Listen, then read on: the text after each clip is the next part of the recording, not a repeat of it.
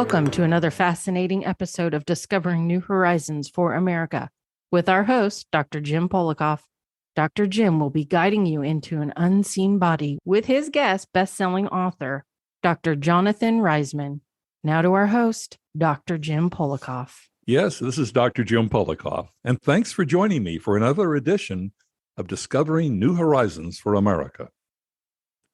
Wouldn't it be nice to see inside our bodies? Well, I have the next best thing.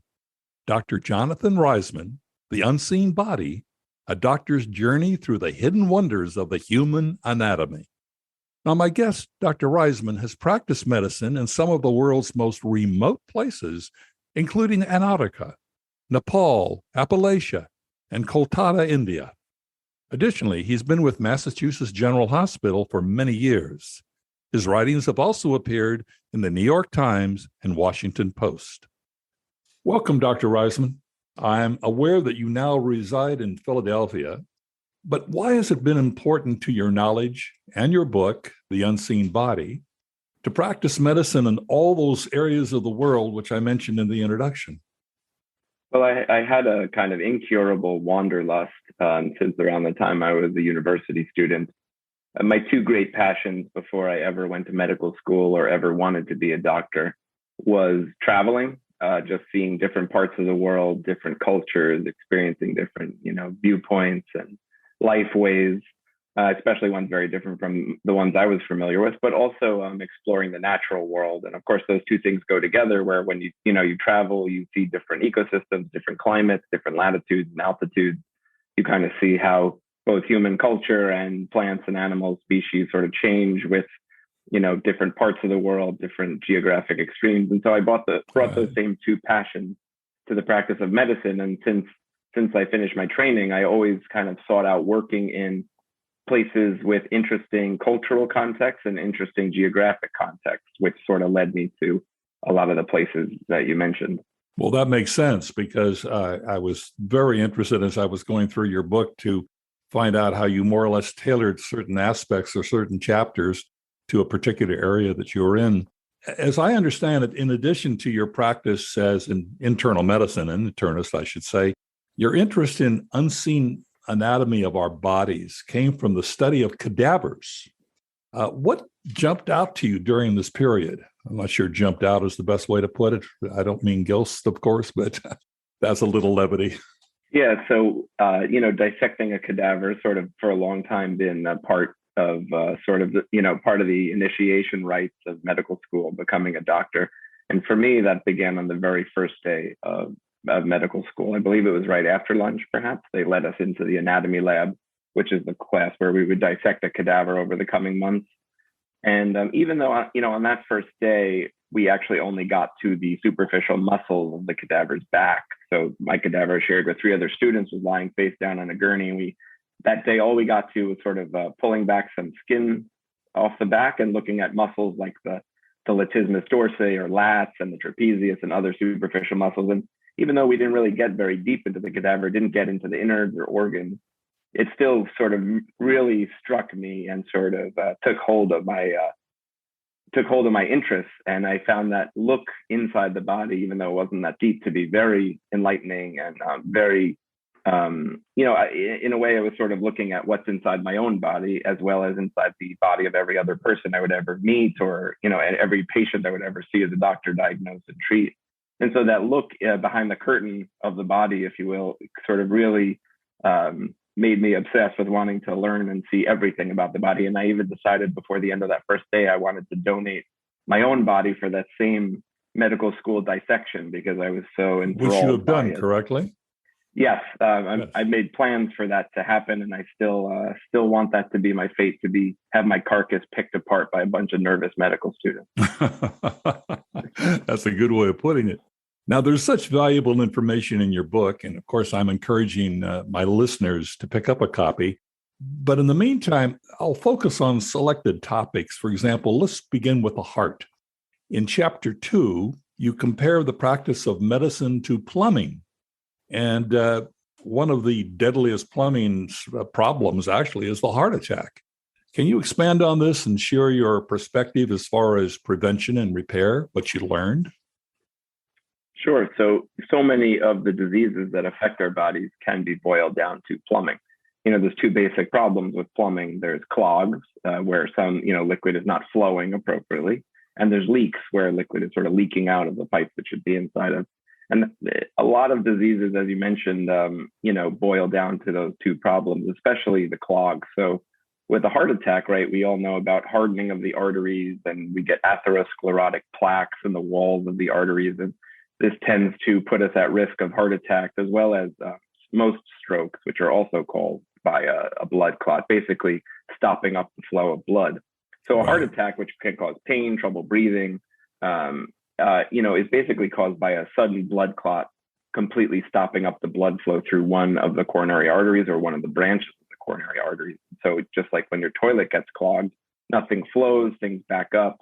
It causes big problems, especially for the cells of the heart. Like every cell in the body must receive blood flow every second of life, not only bringing oxygen, but also nutrients and washing away waste products as well. And if that stops, even for a minute, cells can start to die, and which can, kill you in the case of a large stroke or a heart attack. And so basically, cardiologists, when there is such a heart attack, they do something very similar to snaking a drain. They thread a catheter, often from the big artery in the groin or the wrist, all the way up to that very tiny blood clot in the coronary arteries, and basically, get it out of the way, suck it up, put a stent to keep the pipe open, and reestablish flow. And so reestablishing flow is a huge part of treating a large portion of the diseases that afflict us. So in your travels, were there things that you learned that you might impart some advice in terms of prevention of cardiovascular disease? Sure. So, I guess as you mentioned, heart disease still is a major killer of people, at the top of the list pretty much. So, I guess the ways to prevent it I don't have any special insight beyond the things that are mostly well known, which is, a healthy lifestyle, including nutrition and exercise, but also preventing the risk factors for heart disease. So of course, smoking is one of the, sort of the biggest ones that you can, quitting smoking is probably one of the greatest ways to reduce your cardiovascular risk. But other things that, avoiding hypertension and or treating it when you have it, as well as cholesterol, diabetes, either type 1 or 2. You can't really change your genes or your gender. Men are at higher risk at a younger age, and you can't change your age. So there's some things you can't modify, but of course there are some things you can. And, there's there's new treatments like a fish oil. It seemed like that was very promising. I'm not sure the evidence shows it's as good as it was. I still certainly believe that eating fish is very healthy. I agree. Taking these fish oil capsules, I think the evidence is not as strong as it seemed at first, which is a cycle we go through a lot in medicine, where something seems like it's going to be the new cure-all. And then once we study it in more depth, we realize, yes, maybe it helps, not as much as we initially thought. It's not the lifesaver fountain of youth we might have portrayed it as initially. I'm also quite interested in your chapter on genitals. You write the following: the strangest rhythm in the human body, and the one that seems to break all rules, pertains to genitals. What do you mean by that statement? So when I was in medical school, I was struck by, one of the things I was struck by was how so much of what I learned about how the human body works is a rhythm or a cycle. Everything just happens again and again and again. The heart fills with blood and then squeezes to empty, fills with blood, squeezes to empty, every minute of every day of our lives, from before birth until death. And similarly, every organ has its cycle. The gastrointestinal tract, of course, receives a meal each, 3 times a day. The gallbladder fills with bile and then empties to help you digest. The pancreas creates enzymes and then squeezes them into the gut. The bladder fills with urine and empties, fills with urine and empties. The rectum fills with stool and empties. Everything has this cycle. And I noticed that, the cycles of the genitals are unusual, especially menstruation, which kind of has this is sort of an archetypal rhythm of the human body, so much so that we call it a period itself, because it is so rhythmic and its rhythm is followed. It's unusual partly because it's a very slow rhythm. It only happens every month that the lining of the uterus grows and then is shed in menstruation. And it also doesn't start for over a decade after birth, which makes it very unusual as well. Many rhythms, especially breathing, start right after birth. Some things start before birth, And then all the cycles sort of catch up in that first week or month of life. But menstruation takes 10 years or more to start. And perhaps the most unusual aspect of it at all is, in most of these other rhythms I mentioned, when they stop or become too fast or too slow or stop altogether, it's a cause of disease, sometimes deadly disease, if one of these rhythms stops. But with menstruation, the stopping of the rhythm seems almost to be the point of the rhythm in the first place, because obviously when menstruation stops, it's pregnancy or a sign of pregnancy. It can be a sign of other things too, but it's usually the first and earliest sign of pregnancy. So when that rhythm stops, it sort of arrests, it's almost the goal of the rhythm in the first place, which is very different from other parts of the body. Well, following along that track, what happens after post-menstruation? Are there additional concerns as far as the woman is concerned, since they're beyond the menstruation period now?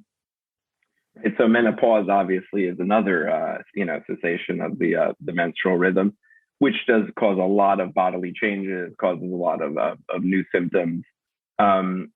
I wouldn't, perhaps menopause is not the point of menstruation in the first place, but at some point, of course, the ovaries, which, when a female is born, they have all the ovum, all the ova, all the eggs in their ovaries that they will ever have for the rest of their life. They're sort of just in this frozen stasis, and eventually, you run out of them, and your, the gynecologic organs sort of just become older and less able to keep it up, and they do end. In other words, there should be more of a watchful period of time then, since, after you get into the menopause period, if you're a woman. I think that's kind of important to relate to, those in our audience who are beyond that stage. Absolutely. It's a very big part of life and a big milestone for the human body, of course. You identified, Dr. Reisman, the liver as the body's gatekeeper. I thought that was interesting. And you also mentioned that as you understood more about the liver, it changed your perspective of disease, life, and even food. Can you elaborate on that? Sure. Yeah, the liver is really an amazing organ that does so much in our bodies. It's our largest internal organ. The skin is larger, but it's not an internal organ. So the liver really oversees so much of how our body works and how the homeostasis is maintained. It's the gatekeeper because, in a way, it sort of oversees all of digestion, all of the blood flow that goes to our guts, our alimentary canals, that picks up all the nutrients and other things that we eat. All of it goes to the liver directly before going anywhere else in the body, almost to be sort of surveyed, checked. The liver sort of sees what's been absorbed, packages it up, packages protein and fats and cholesterol and sugar and everything else that we see, determines if something's toxic and should be detoxified, which the liver accomplishes itself in many cases.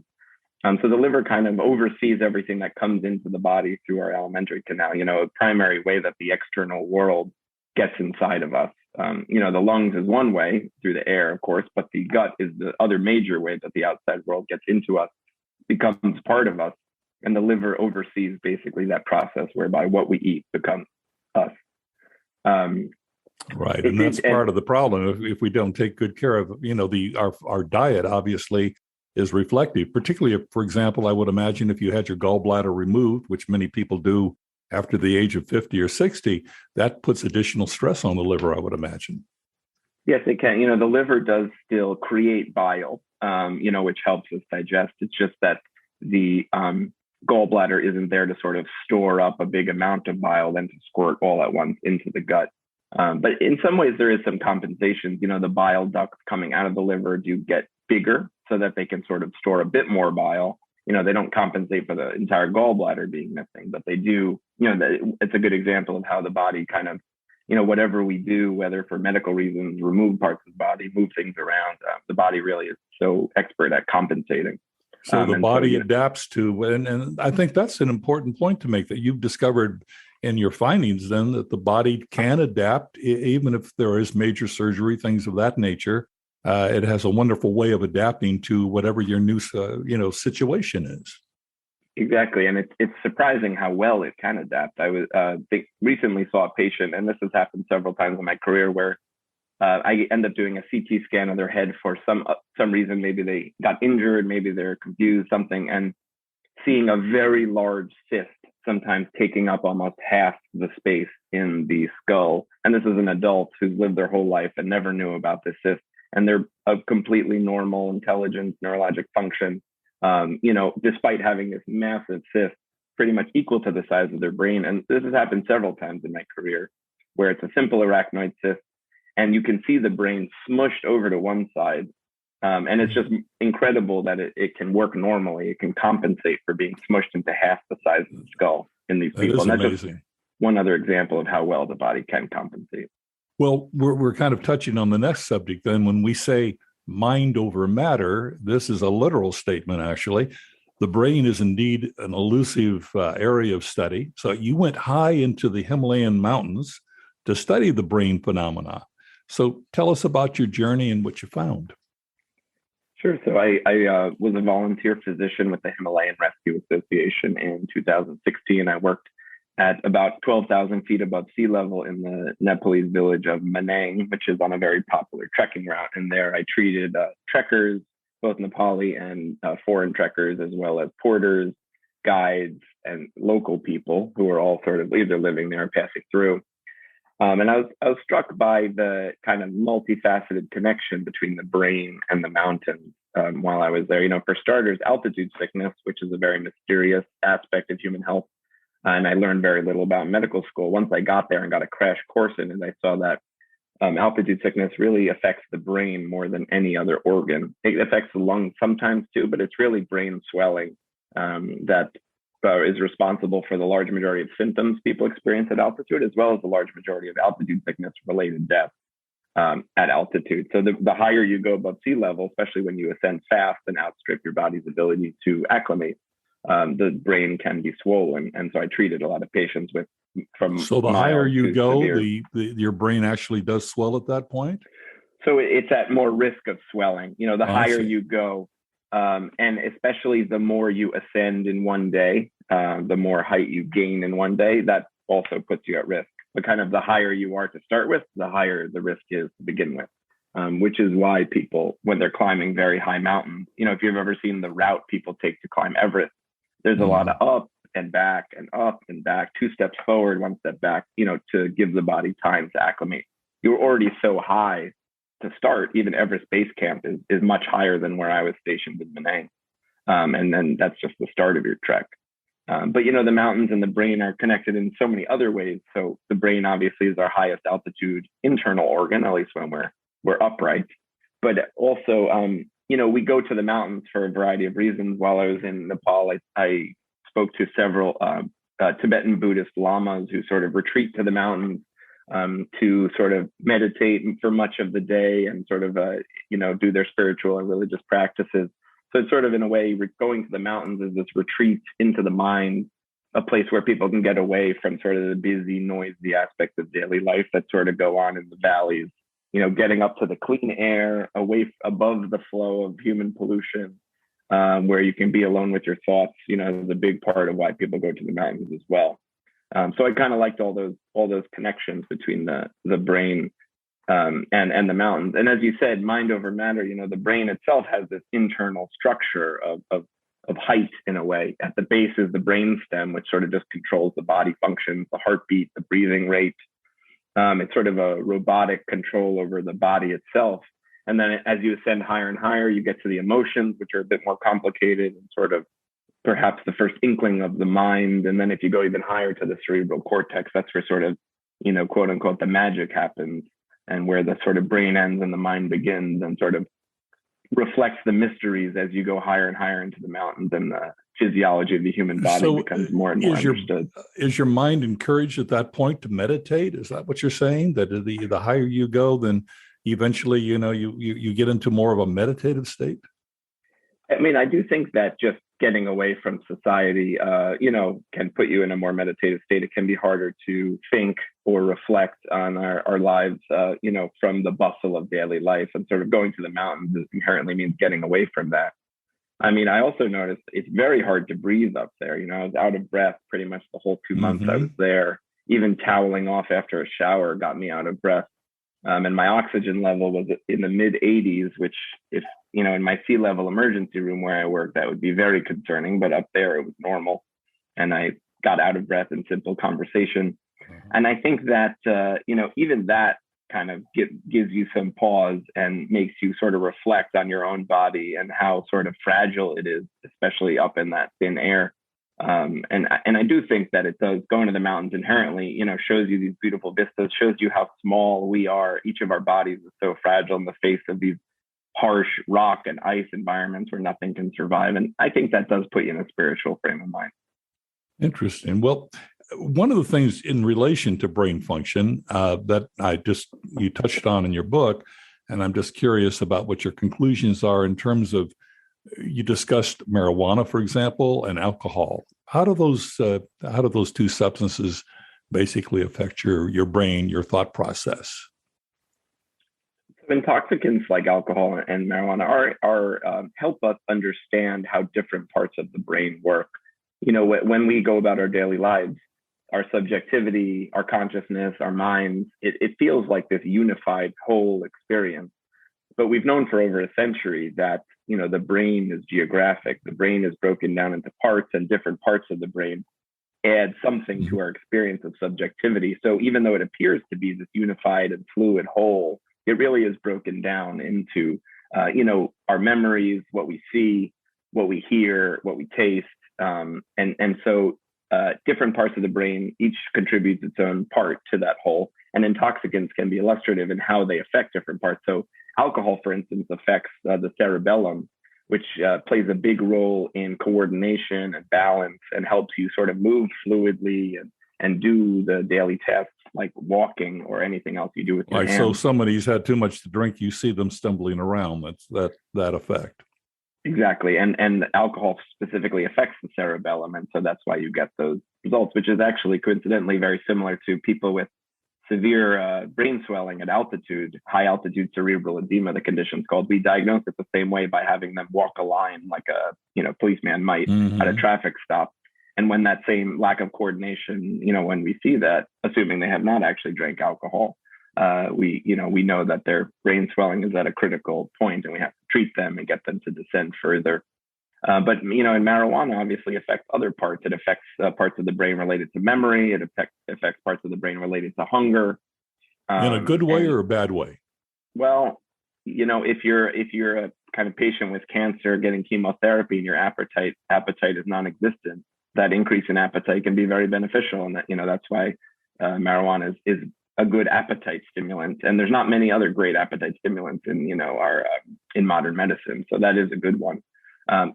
If it's sort of part of a no exercise lifestyle and sitting on the couch eating Cheetos, maybe that increase in appetite is not as healthy for the body. Right. So context always matters. A poison becomes a medicine just depending on the context and dose and person receiving it. So those are important. I think one important question I wanted to delve into, unlike other elements of the human body, we understand far less about the mind. And obviously, the mind, in a sense, is connected to the brain. But how does our mind relate to our brain? I think a big part of it is this kind of geographic breakdown of the brain. I think there's been so many theories about how to break the brain down. There's some older ones where we sort of called the lower functions the lizard brain, and then a step up from that was the mammalian brain, and then a step above that was the neo-mammalian brain. This hierarchy of animals to sort of reflect the hierarchy of complexity of function in the brain. That's sort of not, that specific scheme is not in vogue anymore, but there are many others. But I really think, I guess everyone's take on the mind might be a little different, and I don't discount any view at all. Well, for example, you see the brain, but you don't really see the mind. Right, you don't see the mind. Clearly there's a connection, right? Because, injuries to the brain obviously can affect the mind, especially strokes. Strokes, for instance, can be very illustrative of brain function because it's almost like a living experiment in that you get the death of a small area of the brain, sometimes large, but more illustrative if it's a very small area, and then see what sort of function that person lacks. A very small stroke might make someone be unable to recognize faces, It might cut out vision just to the lower outer corner of their vision, or half their vision, or, depending where the stroke is, it can affect everything from memory to the fluidity of speech. And I feel like that really illustrates how sort of broken down the brain is. I mean, if someone forced me to create my own theory of the mind, I would say that it just is a million different functions of the brain sort of stitched together into what we experience as a whole, when actually it's sort of a million parts all just working together. And So there's nothing more than that. You don't compare it to the soul, for example, which again is imaginary in a sense. I mean, I don't think so, but I fully accept if other people do believe that or see the mind differently. We'll be debating this for the next 10,000 years, as we've been debating it for the last 10,000, and I love debating, so I'm open to all ideas. Well, it's interesting in your book that you describe the skin as being intelligent. Now, that's a different perspective. Can you elaborate on that? Yeah, so the skin, I was fascinated with the skin before medical school, as they say in the chapter. I learned a lot of kind of prehistoric craft, and really loved especially the craft of skin tanning, or tanning animal hides, which I really took to and loved. And then when I got, so the skin was sort of had a special place in my heart, because I had gained some skill and some experience in that craft and really loved it. When I got to medical school, as I mentioned, with our cadaver, the skin was almost treated as sort of wrapping paper, where you just tear it off, get it out of the way, and sort of get onto the goal, the present inside. And we kind of ignored it in anatomy lab, which I was, not thrilled with. But then we learned about it in some more detail, like in histology class, pathology class. So basically, the skin has this magical ability to predict the future in a way. When sun shines on your skin, the skin senses it and senses the need to protect DNA and skin cells from the ionizing radiation from the sun. So skin darkens, it tans, and when you look at tan skin under the microscope, you actually see just this tiny little plug of pigment, a tiny little bit of pigment right in front of the nuclei of all the cells, just to sort of create this wall against ionizing radiation, only for the DNA, because that's really the only part that's susceptible to mutation from the radiation. So it's almost predicting the future, predicting more sunshine to come, and protecting itself as a result. And you see that same intelligence with calluses. So when our skin experiences friction, it sort of thickens and hardens into these calluses, almost in anticipation of more friction coming in the future. So in a way, skin seems really intelligent in those two ways. Not to mention when we get wounds, people coming to the ER for open skin wounds, cuts, etc., are a huge part of my daily job, closing those wounds. And I usually sew them shut, mostly for cosmetic reasons, but to reduce the eventual scar. But almost all of those will close on their own, because skin has this magical ability to cells migrate from the edges of the wound in to fill the defect and just regrows. And, you do get maybe a less than beautiful scar, but skin sort of magically has this ability to, close itself, to keep the body's insides closed away from the outside. So it's really an intelligent organ. Well, wouldn't it be nice if our internal organs had the same capability as skin in terms of, protecting itself and revitalizing itself? In chapter 15 of your book, The Unseen Body, you write, every piece of our bodies, every bit of flesh requires a constant flow of blood as the bare minimum to stay alive. So what do we need to know about blood and how to keep it healthy so that we survive effectively? Right. So the very basic, job of the cardiovascular system is for the heart to push blood through this branching to infinity vascular tree to deliver fresh, nutrient-filled and oxygen-filled blood to the doorstep of all trillion of our cells, really every second.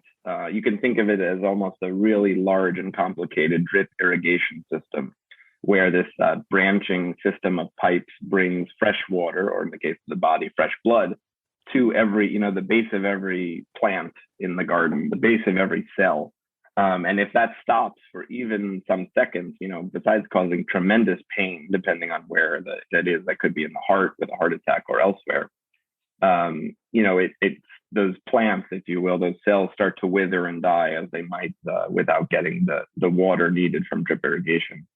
So in a way, getting oxygen to your cells is sort of the most basic function that blood must accomplish. And that's harder, at altitude, for instance. Like I said, my oxygen was low, and you find that your body doesn't quite work as well. You get all these weird symptoms. You get this mysterious brain swelling, and all of that is very poorly understood. Clearly, the flow of blood is necessary. Beyond oxygen, it brings a whole lot of other nutrients. And I think, reflecting diet, reflecting lifestyle, avoiding toxins, is kind of an important way to keep your blood healthy, keep what it delivers to your cells healthy as well. Here again, it's important what you're eating because you are what you eat, as they say.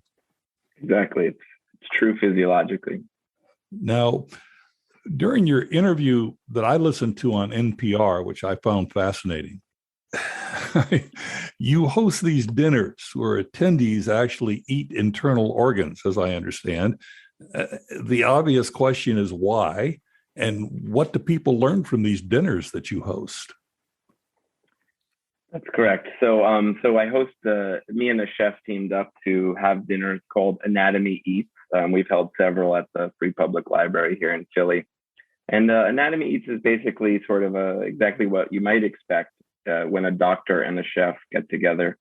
So for each of those dinners, I sort of bring my knowledge of anatomy and physiology of the human body and by extension of animal bodies.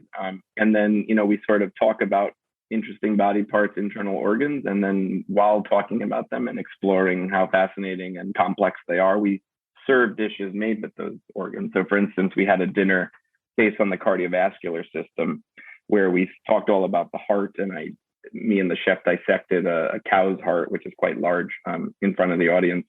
We ended up serving 3 species of heart cooked in 3 different ways. We served some blood sausage, and we served bone marrow, where all the blood cells come from. So that was the cardiovascular system dinner.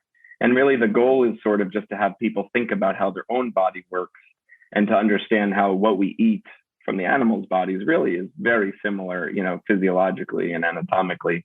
And so I think that perspective, the food perspective and the anatomy perspective sort of crammed together side by side, gives people an interesting perspective on what they are made of as well. So in other words, I would imagine if you're eating internal organs or you're serving those, genitals would be a dish that you would serve. Am I correct? I mean, a wide variety. Do people, do you have others, anyone at the table who really feels like this is not for them, or my God, I can't believe I'm eating this? Or do they feel like it's delicious food? Well, the food, I have to say, in my own perspective, the food is delicious. Chef Ari Miller is really a master at cooking these unusual body parts. I think our dinners tend to be selective in who they attract. I think someone who might feel that way, as you just laid out, might not buy a ticket and come to one of these dinners. So it's sort of self-selecting for people who are kind of curious and adventurous eaters. Right. Well, I mean, I think it's just fascinating. I mean, can people actually email you, call in, try to put themselves on a waiting list for one of your dinners? And I'm assuming since you live in Pennsylvania, or Philadelphia, that's where these dinners take place, I'm guessing. Correct. That is where these dinners take place. So we might be taking the show on the road in the near future. But if people can go to anatomyeats.com, they can find the contact info, and definitely you can see a good segment there that the WHYY PBS here in Philly did on our musculoskeletal dinner. It really encompasses how the dinners work. Well, that is fascinating. Now, one of the questions that I have is, and just briefly as we wind this up, Dr. Reisman, I understand you operate a nonprofit organization to improve healthcare and education in India. Am I correct? That's right. When I was a medical student, I took a year off from medical school and spent a bunch of time in India, including volunteering for a charity based in Calcutta called Calcutta Rescue. It was started by a British physician in the late 70s and has been growing ever since. And, there's so many charities in Calcutta I saw while I was there and met other volunteers working for various medical and educational charities. And I thought Calcutta Rescue really stood out in delivering impressively high quality medical care and high quality education to really some of the poorest people I've ever encountered living in the slums of the city or on the sidewalks itself. Calcutta has a huge population of homeless families and people. I was really impressed with the medical care they were providing. I was impressed with how very cheap medications can treat, these diseases. Like vitamin A supplementation can prevent blindness in children, and these pills cost pennies. And so I was just really amazed at how much good can be done with so little. And so I started a nonprofit when I got home, still as a med student, to support Calcutta Rescue and other charities that are doing kind of the high quality work that might have an impact on people. Wonderful. Well, it's good work that you do. There's no question about it. I'm not certain that I'm ever going to be hungry enough to join you in one of your anatomy eating dinners. I don't know that I have the intestinal fortitude to do that, but I do wish to urge our listeners to promptly pick up a copy of your book, The Unseen Body. And tell us a little bit about what's the best way that our listeners can go to find the book right now if they want to buy a copy? Sure. So I guess Amazon is the easiest. There's other ways of ordering it, Barnes and Noble, as well as other websites. It's in your local bookstore as well. So if you want to support your local bookstore, that's a worthy cause. But any of those ways, it should be available. So I want to remind our listeners that they can always visit our website, bodymindsoulpodcast.net, to find more information about Dr. Reisman and his excellent book. And we'll have all the information on the website. So I want to encourage our listeners, if they simply enough go to Amazon.com, as Dr. Reisman suggests, it's The Unseen Body. And that's the title of the book. Actually, I have a copy here. It just says The Unseen Body, A Doctor's Journey Through the Hidden Wonders of the Human Anatomy.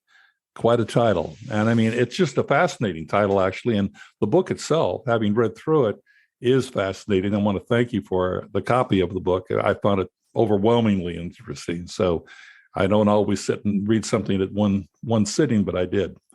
But in any case, I want to thank you very much, Dr. Reisman, for joining us on the podcast. And perhaps we'll have you back again to talk more about other subject matter. We sort of touched the surface, sort of skin deep, as they say. But in any case, thank you. Thank you so much for having me. So thanks again for joining me, Dr. Reisman. You provided us with some really unique information, I can say that. And I wish to remind our audience, you can always visit our website, jamespolikoff.com. And there you're going to learn more information about Dr. Reisman and his excellent book, The Unseen Body. And remember, when you're on our website, please do check out some of our other fascinating podcasts. All you need to do is visit jamespolikoff.com. Thank you again.